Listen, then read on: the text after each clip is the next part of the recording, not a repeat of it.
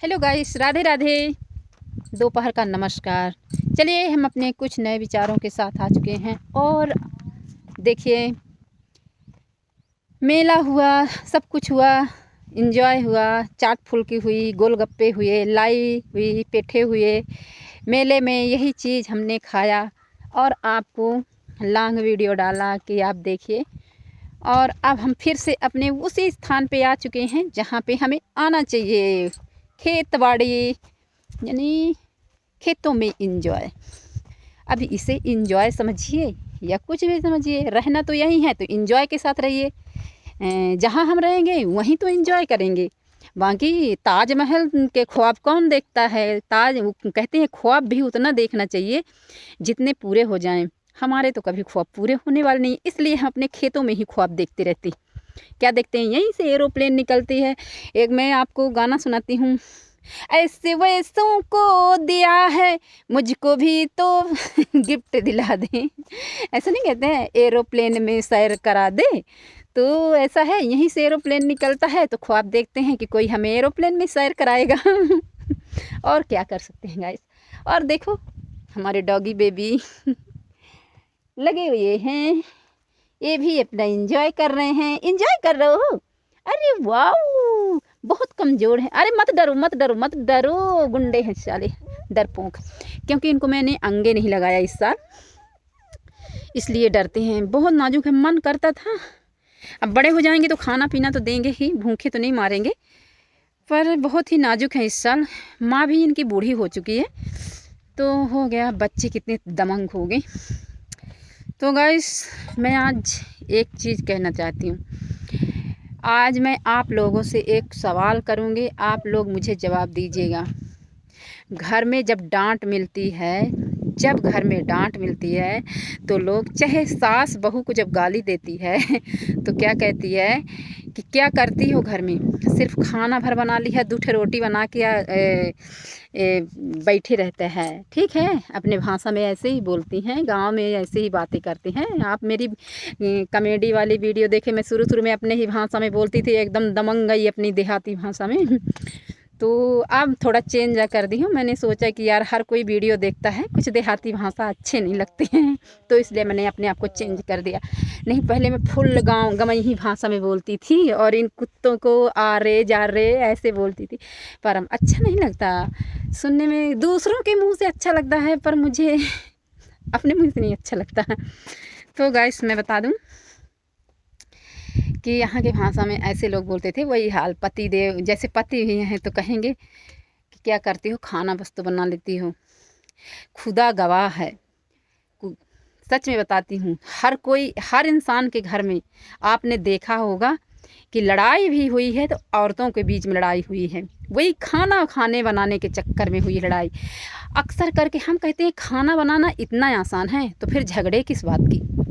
बाकी जेंट्स तो अपना अपना बाहर चले जाते हैं और अपना अपना काम पकड़ के बैठ जाते हैं। फिर खाना बनाने में ही क्यों लड़ाई हुआ करती थी? चाहे एक छोटी लड़की है, वो भी खाना बनाने से डरती है।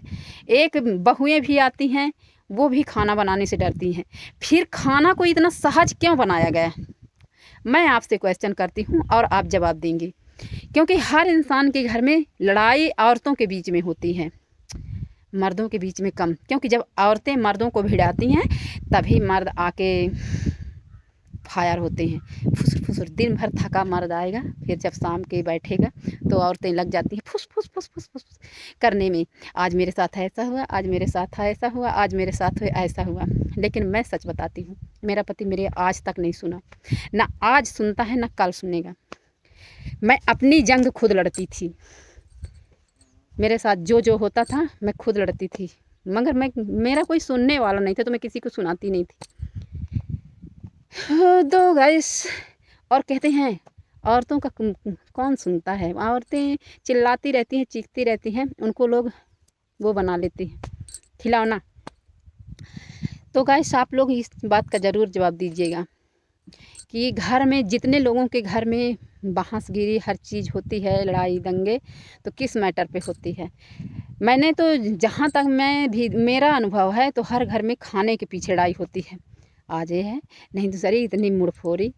और एक ज़माने में तो बहुत ज़्यादा फिर भी लोग कहते हैं क्या करती हो, खाना बनाती हो, 2 ठो रोटी तो बना देती हो। अगर महिला अकेली रह जाए तो कभी खाना बना के नहीं खा सकती, पेट दाब के लेटी रहेगी, लेकिन खाना बना के नहीं खाना पसंद करती, लगता है कोई दे दे। तो बताइए गाइस, खाना को लोग इतना सहज क्यों मानते?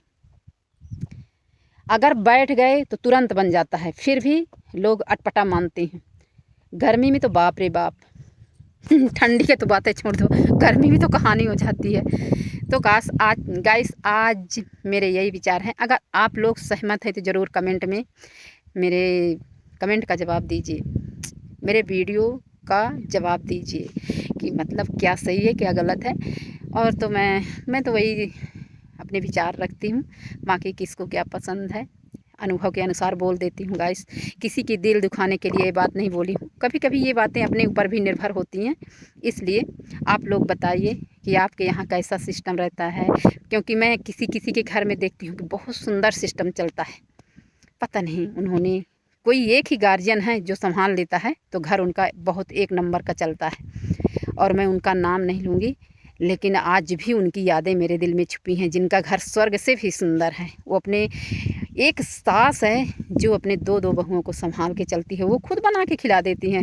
जब बोलते हैं हम 100 लोगों को जब बना के खिलाते थे तब तो नहीं मारे, आज हमारे पैदा किए गए बच्चे हमारी बहू है, चलो भाई अपने बच्चे बहू को हम ही खिला देते हैं।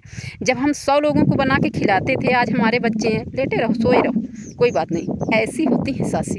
कुछ लोगों के घर में हमने देखा है, सूरज की रोशनी है गाइस तो शायद अच्छे से नहीं समझ में आते। कुछ घर में मैं नाम नहीं लूँगी, पर अगर ये वीडियो वहाँ तक पहुँचेगी तो वो ज़रूर समझ जाएंगे कि किसके मैटर पे बात हो रही है।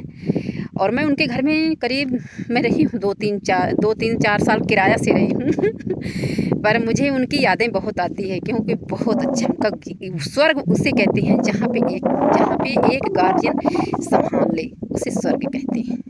ऐसे नहीं कि अपना ही परिवार तोड़ के रख दे ऐसे नहीं, परिवार जोड़ना चाहिए। अगर एक व्यक्ति संभाल लिया तो अपने आप पूरा घर संभल जाएगा, अगला व्यक्ति अपने आप संभल जाएगा। कुछ लोगों के घर में बहुत अच्छाइयाँ होती हैं। तो गाइस आज का मेरा विचार यही है। राधे राधे।